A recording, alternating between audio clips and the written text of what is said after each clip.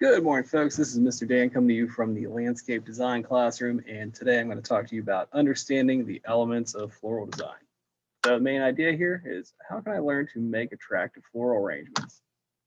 What do I need to create attractive floral arrangements? No need to be a natural-born artist or highly trained designer.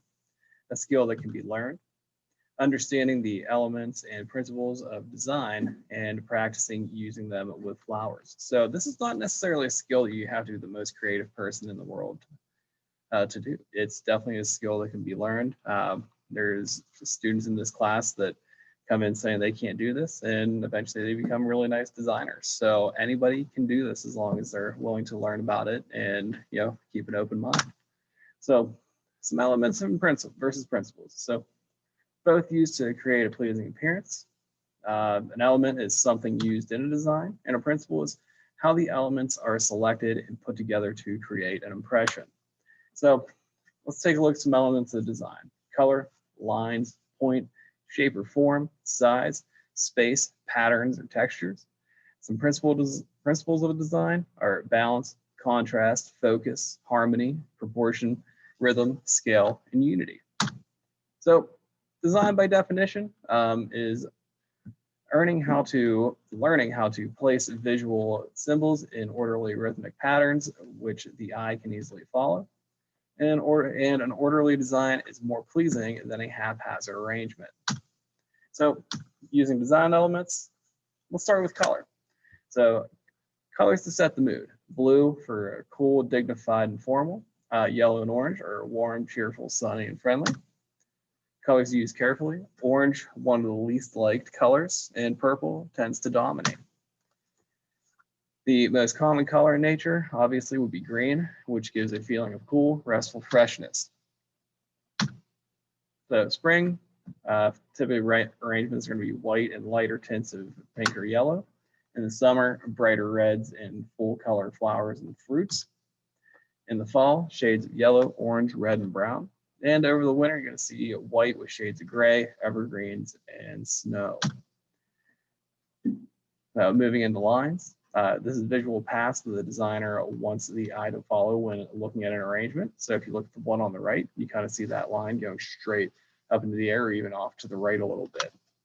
So created by using 2 or 3 points that attract a movement of the eye between them. So you have a few things here on this little design here to the right. You have a flat plane horizontal design, and then your vertical going up off to the right a little bit. And you can even say you have something going off on the bottom here that kind of makes it interesting. So it can be straight or curved. Vertical, uplifting, strong is uplifting, strong, and dignified. Horizontal designs are restful, serene, but static. Cross, a feeling of stability. Jagged or diagonal, distressful, nervous, exciting, or tense. Upward, radiating, a feeling of heat, light, sun, energy. And downward casting, kind of like a waterfall, may suggest despair. So there's a lot of stuff you can design for here. So always keep that in mind. Even keep these notes beside you whenever you're trying to come up with new designs. So by using the natural lines of plant material, vertical stems, flowers, and vertical rows, and curved lines by using a curving branch or vine. So if you take a look at the image on the right, you can see some curving going on to the right. Then you have vertical stems coming up, and that kind of makes it a nice dynamic design. So by placing blooms in a vertical, horizontal, or slanted pattern, and can be suggested by graduated colors or sizes of flowers. So let's take a look at points used to establish the beginning and end of the line, used to attract attention, used where eye movement will begin to end, and adjusted to establish the lines of eye movement you want to create. So whenever you take a look at the arrangement here on the right, you're going to notice all the stuff on top at first, and then towards the end of that, you might notice the vase on the bottom. But that design on top is pretty heavy and gives you a few different points to look at. So some really nice yellow flowers up here, and moving on to your sides with more color. And then the last thing you will notice is the vase. So shape and form. This is three-dimensional art: height, width, and depth. shape and form to leaves, blossoms, and stems, a unified arrangement with its own shape and form, and some typical forms and the impressions they create. So circles are completeness, continuity, and self-assurance. Cubes, squares, and rectangles give off a feeling of more masculine, solid, strong, and secure, while triangles are a feeling of equality and a suggestion of trinity. Moving into space, the space left around the arrangement, consider setting, purpose, background.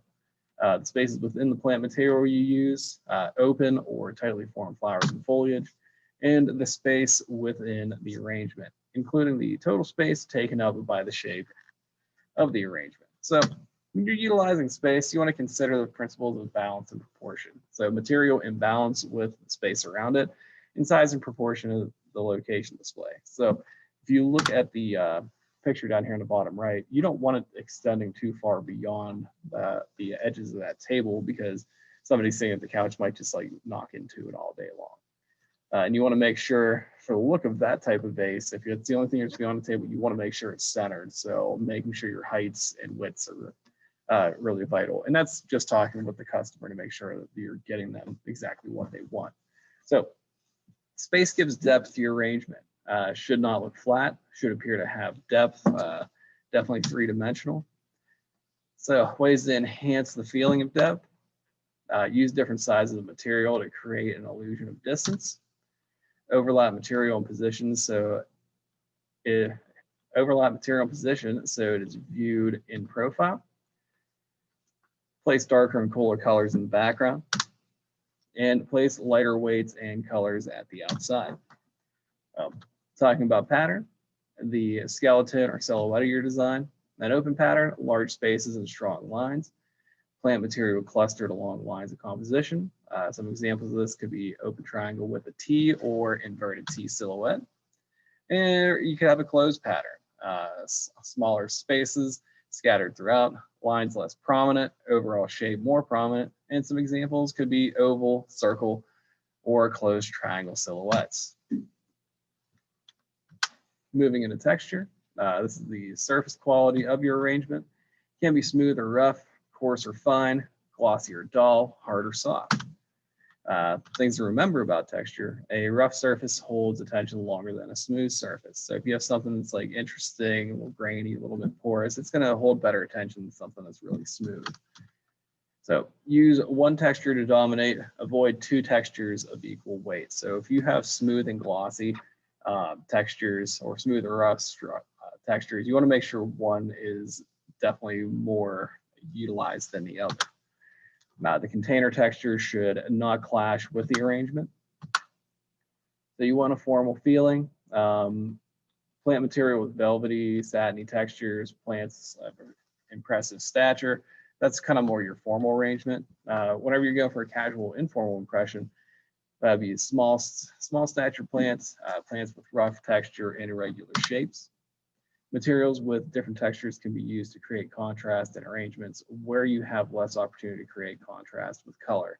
So you may have a plant that is a lot more smooth compared to one that's more coarse, and that is usually typically very viewable. Typically with arrangements, you want them to be seen more than touched. So always keep that in mind whenever you're trying to view different textures. So let's look at some examples of textures. Some fine textures would be more your orchids and hybrid tea roses. And your coarse textures would be more of a gladiola, zinnia, or a marigold. And just to review design elements, consider these design elements when making floral arrangements: color, line, pattern, points, shape or form, size, space, and texture. So whenever you folks go back to study this more, I would recommend going back in this presentation and just going over all those design elements again and again, because I know this is a lot here. So that is the end of my presentation. If you have any questions, you can contact me in the landscape design classroom. I appreciate your time. Have a great day, folks.